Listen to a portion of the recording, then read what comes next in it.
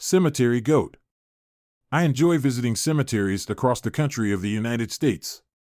But there was one place that stuck with me to this day. It's located in Ohio, but the city will remain hidden for multiple reasons. Usually I visit cemeteries and pray for the deceased there as their souls still need saving. But this one location in Ohio was a bit unusual. The location of the graves, for instance, is not on any map or legally accessible. A deputy of the county called me during early morning and gave me the directions due to me being in the area. Law enforcement keeps tabs on me, and I regularly receive interesting information. And this piece of news piqued my interests. Unfortunately, my 4x4 could not access a quarter of the trail. So I was on foot for 5 miles. The walk was worth it though. Swampy, smelly, and a beam of sunlight in every direction. I was in a place most people could only dream of. Everything here felt wrong, but on the outside felt beautiful and amazing. Inches of mud and swamp gunk lived up to my ankles, filling me with more awe. I was somewhere unknown to the majority of society. Although all of this filled my mind, I was finally nearing the graves. But the issue is that these graves are shaped poorly and stand very tall. Shaped out of the trees. Symbols of history drawn out in hundreds of trees.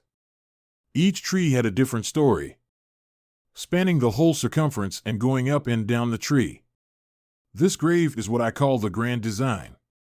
Cemeteries around the world that are very unique and diverse, but there are a few that stick out from the rest and show history and knowledge that will never be copied or redone.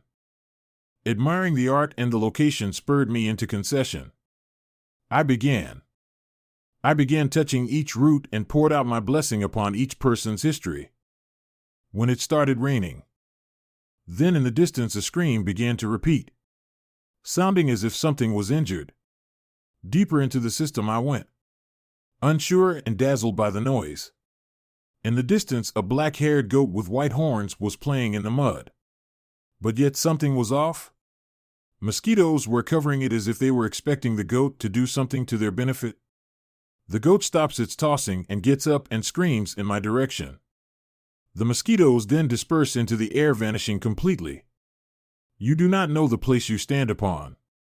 A voice as hollow as sound ruptures my eardrums, causing me tremendous headaches. I scream in desperation, "Who are you? The place you trespass is not for your feet. Those of the trees do not want you."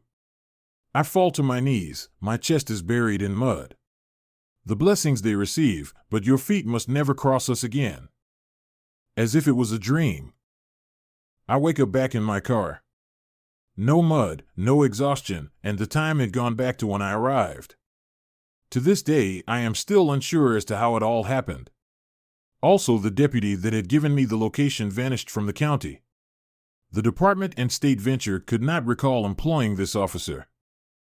Thank you to all who ventured this far into my past recollections. I appreciate every moment you have spent in my history.